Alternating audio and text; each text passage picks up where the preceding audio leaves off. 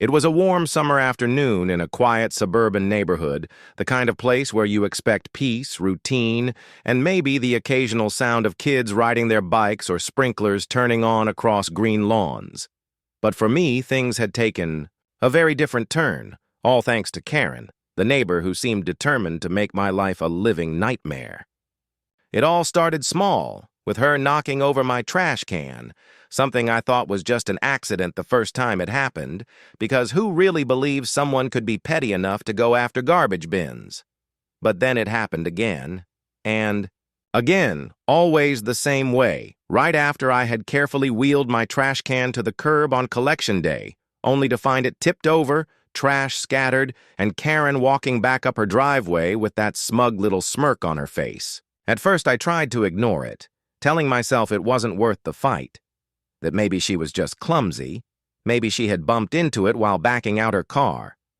Maybe there was some logical explanation, but soon it became impossible to deny that this was deliberate.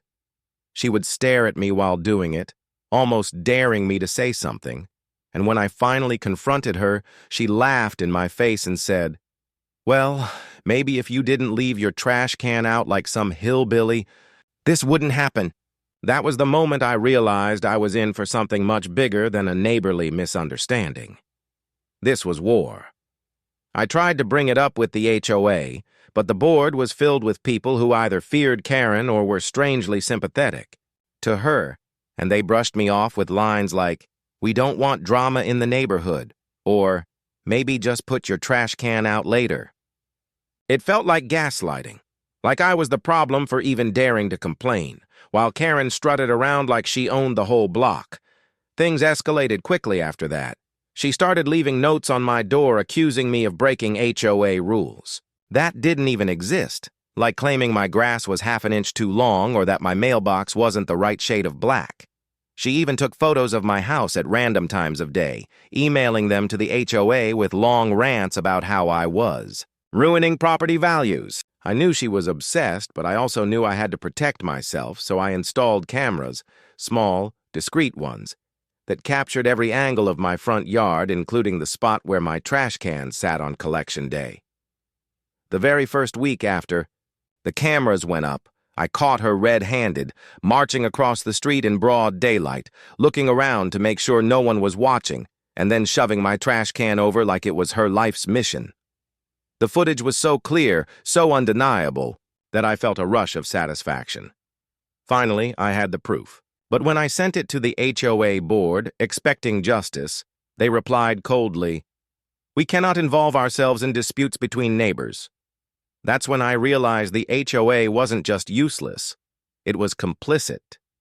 Karen must have had friends on the board, because nothing else explained their unwillingness to act. I was furious, but instead of losing my temper, I decided to outsmart her. I upgraded my cameras to include motion-activated alerts and night vision, because Karen was getting sneakier, coming over late at night or early in the morning.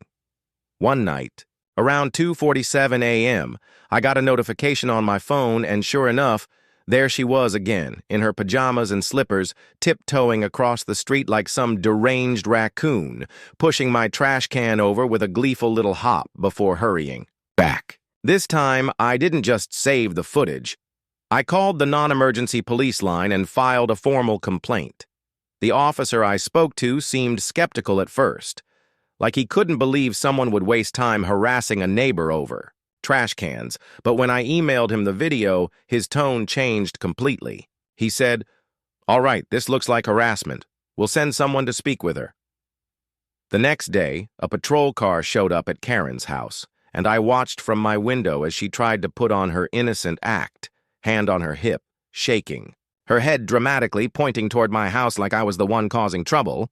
But the officer wasn't buying it. He had the video, after all.